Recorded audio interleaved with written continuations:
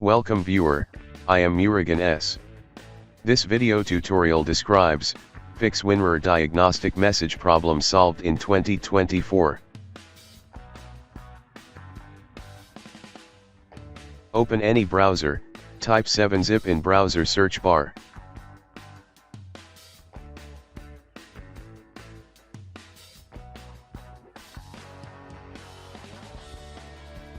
Find system type, in my case system type is 64-bit.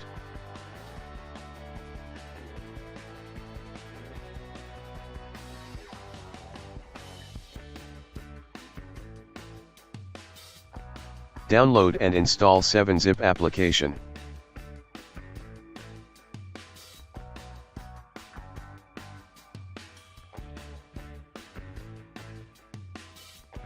Right-click problematic WinRAR file, click Show More Options. Select 7-zip, extract to folder name.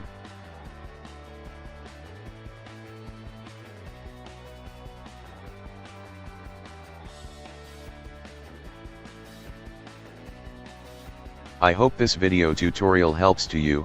Please like, share and don't forget to subscribe my channel. Thank you very much. See you next video.